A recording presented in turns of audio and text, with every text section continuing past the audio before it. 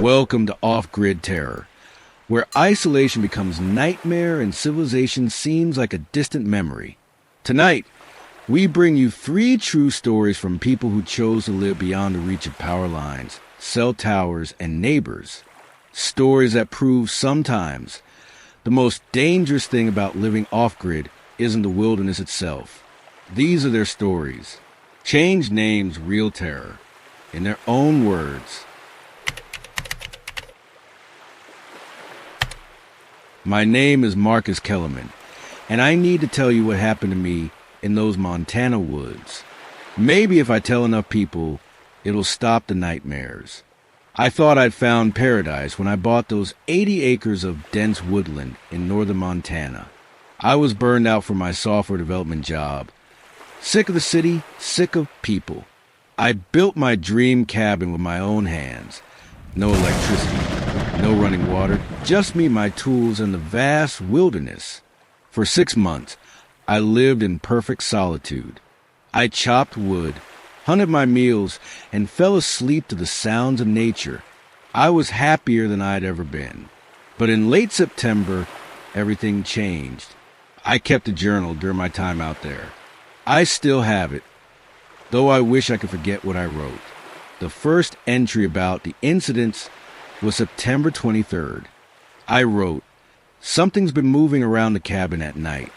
Probably just deer." But it wasn't deer. The footprints I found the next morning were human.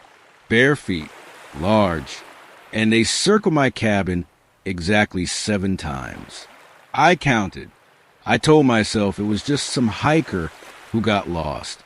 Maybe someone playing a prank. But I knew that wasn't true. The nearest road was 12 miles away, and I was the only person for at least 20 miles in any direction. I'd made sure of that when I bought the land. That night, I barricaded my door and kept my rifle close. Something in my gut told me I was in danger. I didn't sleep. Good thing, too. Around 2 a.m., I heard it. Tap, tap, tap. Something was tapping on my window. Rhythmic, deliberate. I grabbed my flashlight and crept to the window, my heart hammering in my chest. When I looked out, nothing, just darkness staring back at me. The tapping stopped. I waited, barely breathing, flashlight beam cutting through the black. Then I heard it, breathing, heavy, ragged breathing right outside my door. I called out, "Who's there? What do you want?" My voice cracked like I was 12 years old again. The breathing stopped. Complete silence. I waited maybe 10 minutes, then opened the door just a crack. Nobody there, but in the dirt, those same bare footprints. Fresh ones, still warm. For the next week, the visits continued. Always at night. Always the same pattern. Circling the cabin, tapping on windows, that awful breathing. I started marking the footprints with stakes, creating a map of whatever was stalking me. I noticed something that made my blood run cold.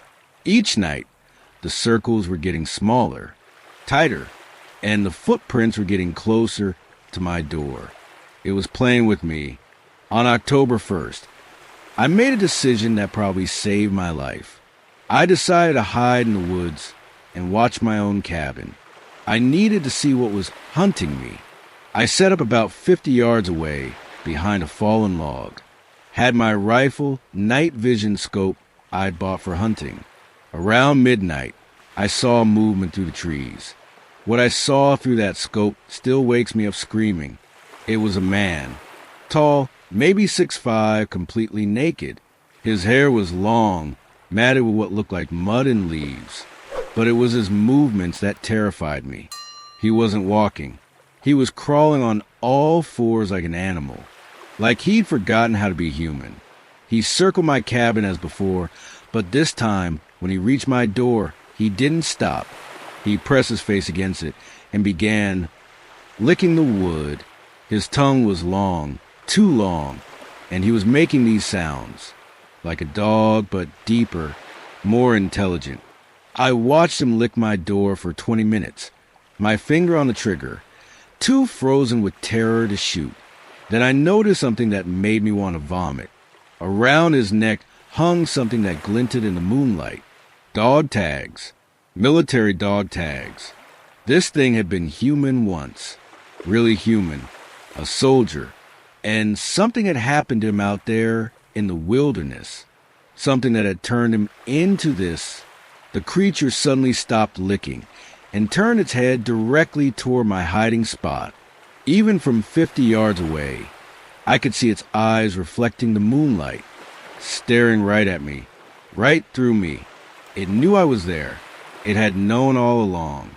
The whole week of circling my cabin, tapping on my windows, it was playing with me, hunting me, savoring the fear. The creature rose to its hind legs and began walking, normally now, straight toward me. That's when I saw its face clearly for the first time. It was smiling. I ran, left everything behind. My cabin, my supplies, my truck keys, everything. I ran through those woods for hours until I reached the main road, bleeding from branches, my feet raw in my boots. I flagged down a trucker and never looked back. I sold the property to the state without ever returning to collect my belongings. But 3 months later, I got a call that chilled me to the bone. The State Forest Service had found my cabin, or what was left of it. The walls were covered in claw marks, deep gouges in the wood like something had been trying to get in, or maybe trying to get out. But they found something else. Inside my cabin, scattered across the floor, were dozens of dog tags. Military identification from soldiers dating back to the Vietnam War. All men who had been listed as missing in action, all presumed dead. The ranger told me they'd found similar evidence at 3 other abandoned homesteads in the area, all within a 20-mile radius. All the same story. People who'd gone off-grid and disappeared without a trace. I moved to Florida, as far from those Montana woods as possible. But sometimes on quiet nights, I still hear tapping at my windows. I know it's still out there, still hunting, still collecting dog tags, still waiting for the next person who thinks they can live alone in the wilderness.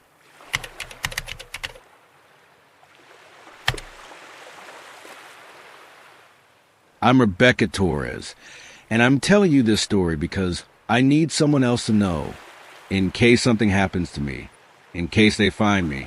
I wanted to disappear.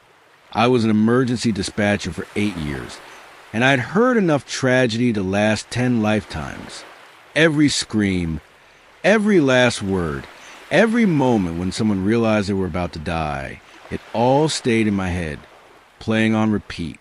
So I bought a converted school bus, loaded it with solar panels and supplies, and drove to the middle of nowhere, Nevada, a place so remote it didn't even have a name on the map, just coordinates. My plan was simple: live off solar power, grow my own food, and never hear another emergency call again. I'd equipped my bus with everything I needed, including a CB radio for absolute emergencies only. I never planned to use it. I went 4 months without talking to another human being. For months of pure silence, pure peace. I was healing, finally, until October 15th. Until I heard the signal. 3:17 a.m. I was jolted awake by my CB radio bursting to life with a sound I'd never heard before in 8 years of emergency dispatch. It wasn't a voice. It was musical, but wrong, like a song played backwards, or notes that shouldn't exist together. The melody made my teeth ache and my skin crawl. It went on for exactly 7 minutes, then stopped abruptly. I tried to dismiss it as atmospheric interference, or maybe a distant radio station bleeding through. But the next night, same time, it happened again. Same impossible melody. Same 7-minute duration. On the third night, I decided to record it. I set my phone next to the radio and waited. 3:17 a.m. came and went. Nothing. Complete silence. But when I played back the recording, there was something there, not the melody, but voices, whispering voices speaking words I couldn't understand. I became obsessed. Every night, I'd sit by that radio, waiting. The signal came sporadically now, sometimes nightly, sometimes not for weeks. But whenever it came, it was different. Sometimes music, sometimes whispers, sometimes what sounded like emergency calls from places that didn't exist. Then, 2 months in, I heard something that made my blood freeze. My own voice, coming through the radio. My own voice from a dispatch call I'd handled 3 years earlier. A car accident where a family of 4 had died. But that wasn't the worst part. In the recording, I was giving directions to my current location. The exact coordinates where I'd parked my bus. Coordinates I'd never shared with anyone. I packed up that night and drove 50 miles east. New location, new coordinates. I felt safer. But 3 nights later, the signal found me again. And again, it was my voice, giving out my new location to someone or something. I realized then that the signal wasn't coming from somewhere else. It was coming from the future, or the past, or some place that existed outside of time altogether. And whatever was broadcasting, it knew exactly where I was at all times. I started driving every night, never staying in one place more than a few hours. But no matter where I went, the signal found me. It was tracking me somehow, feeding on my fear, my isolation. One night, in the middle of the Mojave, the signal changed again. This time, it wasn't my voice. It was other voices, dozens of them, all different people, all giving coordinates, all terrified. I wrote them down, every set of coordinates I could make out. 23 locations spread across Nevada, Utah, and Arizona, all in remote areas, all off-grid. Against every instinct screaming at me to run, I decided to investigate. I drove to the first coordinates. I found a campsite, abandoned. The tent was still there, supplies scattered around like someone had left in a hurry. But there were no signs of struggle, no blood, nothing violent, just emptiness, like the person had simply vanished into thin air. I checked 5 more coordinates over the next week. Same story every time. Abandoned campsites, empty cabins, vehicles left running with the keys still in ignition. No signs of violence, no bodies, no explanation. Just empty spaces where people used to be. That's when I understood the truth. The signal wasn't just tracking people like me, people living off-grid, people trying to disappear. It was collecting us, one by one. I'm back at my bus now, somewhere in northern Arizona. I've been here for 3 days, and the signal hasn't found me yet, but I know it will. It always does. Last night, I heard something new on the radio. My own voice again, but older, tired, like I'd been talking for a very long time. I was reciting coordinates, new ones I'd never heard before, and I was saying them like I'd said them 1,000 times. I think I understand now. The signal doesn't just find people. It takes them somewhere outside of time and space. And once you're there, you become part of it. You help it find others like you, others who just wanted to be alone. The radio is crackling again. It's starting, 3:17 a.m., right on schedule. But this time, I can hear something different in the static. Footsteps coming toward my bus. I need to end this recording now. If you ever hear a strange signal on your CB radio, if you ever hear voices giving coordinates, don't investigate. Don't try to help. Just run. And whatever you do, don't go off-grid alone. Some things in the darkness are always hunting, always listening, always collecting.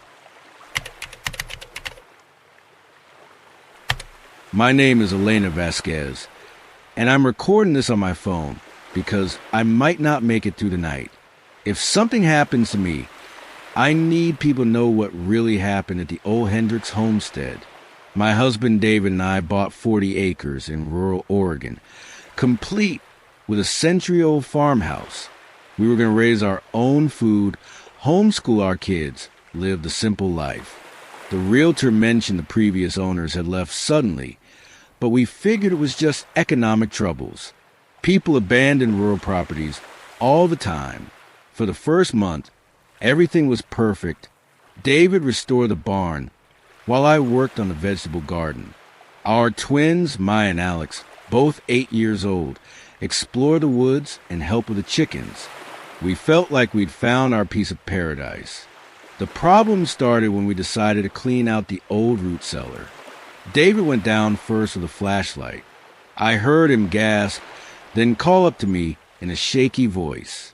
"Elena, you need to see this." The entire cellar was covered in writing. Every inch of the stone walls, carved deep into the rock. Names, dates, and the same phrase repeated over and over. They come at harvest time. Some of the names were recent. The Hendricks family, dated just 2 years ago. Others were ancient, dating back to the 1800s. All of them had carved the same warning. They come at harvest time. At first, we laughed it off. Previous owners with mental health issues. Maybe rural folklore. We actually joked about it over dinner that night. We wouldn't be laughing much longer. 3 days later, Maya came running into the house, crying. She said she'd seen people in the woods. Old people with dirty clothes, just standing between the trees, staring at our house. I looked out the kitchen window, but saw nothing. I figured it was just her imagination. New place, spooky old house, her mind playing tricks. But then Alex backed up her story. He'd seen them too. They smell funny, Mama, like the root cellar, like old dirt and worms. David and I decided to take a walk through the woods that evening, just to ease the kids' minds. We found footprints, lots of them, bare feet, different sizes, leading from deep in the forest right up to the edge of our property line. But they stopped there, like whoever made them was afraid to cross onto our land. That night, I was washing dishes when I glanced out the kitchen window. There, at the tree line, stood a figure, an old woman in a tattered dress, just standing motionless, staring at our house. I called to David, but by the time he got to the window, she was gone. The sightings continued every night, always at dusk, always at the edge of the woods. Sometimes one figure, sometimes several, men, women, children, all in old-fashioned clothes, all standing perfectly still, just watching our house. I started researching the history of our property online. What I found made my stomach turn. Our land had been a family farm since 1847. Every single family who'd lived here had disappeared without a trace. Not moved away, disappeared. The authorities always found the same thing. Abandoned houses with meals still on the table. Clothes still in closets, animals unfed. Like entire families had simply vanished into thin air. The pattern was always the same. Families would live here happily for months or years. Then, in late October, harvest time, they'd vanish. The last entry in their journals or diaries would always mention visitors or watchers in the woods. I found newspaper articles dating back 150 years. Headlines like, "Entire family vanishes from Curse Farm and mystery at Hendricks homestead deepens." The Hendricks weren't the previous owners. They were just the most recent in a long line of disappeared families. When I told David what I'd learned, he wanted to pack up and leave immediately. But I couldn't abandon our dream so easily. We'd invested everything in this place. Besides, it was just local superstition, right? People don't just vanish into thin air. I wish I'd listened to him. October came, and the watchers grew bolder.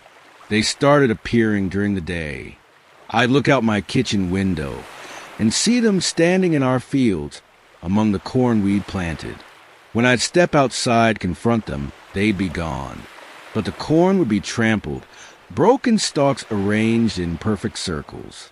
The kids stopped playing outside. Maya started having nightmares about the dirty people calling her name from the woods. Alex began talking to imaginary friends he claimed lived in the root cellar. On October 25th, I found something that changed everything. Hidden behind a loose stone in the cellar, I discovered a journal wrapped in oilcloth. The final entries of Margaret Hendricks, dated exactly 2 years ago. October 22nd. They speak to us now, not with words, but in our heads. They want us to join them. They say it's time to harvest, time to become part of the land. The children hear them strongest. Little Sarah keeps walking toward the woods. We have to watch her every second. October 24th. We can't leave. Every road leads back here. GPS stops working. Compass spins wildly. We're trapped. They want us to choose. Join them willingly or be taken anyway. At least if we choose, the children won't be afraid. October 25th. It's time. They're coming for us tonight. I can hear them singing beneath the ground. We're going to walk into the woods together. As a family, it's better this way. The land needs us. It's always needed us. That was the final entry. The Hendricks family walked into those woods 2 years ago and never came back. As I write this, it's October 30th. The watchers surround our house every night now. Dozens of them, maybe hundreds. I can see them from every window. Pale figures standing motionless in the moonlight. They're all the families who came before us. The Hendricks, the Millers, the Johnsons, all of them, preserved somehow, waiting for us to join them. David tried to start the truck this morning. Dead battery. He tried to walk to town for help. Every path led back to our front door. We're trapped, just like all the others. The worst part is, I'm starting to understand what they want. I can feel it calling to me. The need to become part of this land, to feed it with our life force, to ensure the cycle continues. The land is hungry. It's always been hungry. Maya and Alex are hearing the voices now. They keep asking to go play with the children in the woods. I have to watch them every second, just like Margaret Hendricks did. I can hear singing beneath the ground. The same song the watchers have been humming every night. It's beautiful and terrible at the same time. It makes me want to open the door, to walk into the darkness, to become part of something larger than myself. David is fighting it, but I can see it in his eyes too. The acceptance, the understanding that this is how it's always been, how it's meant to be. The land needs caretakers, and we're just the latest in a long line of guardians. They're coming up to the house now. I can see them through the windows, all the lost families beckoning to us. Their faces are peaceful now, content. They've found their purpose. I think I understand. This isn't a curse. It's a calling. Someone has to tend the land, to keep it fertile, to ensure the harvest. We thought we were buying property, but really, the land was choosing us. The children are walking toward the front door. David is following them. They look so peaceful, so accepting. Maybe this is how it's supposed to be.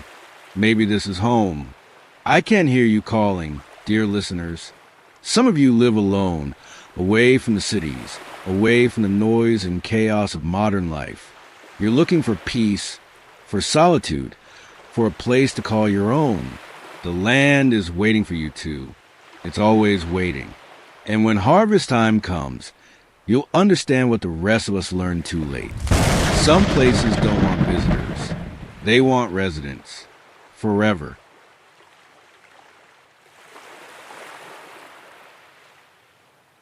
These recordings were found on various devices, phones, digital recorders, CB radios, all discovered at abandoned off-grid locations across the American wilderness.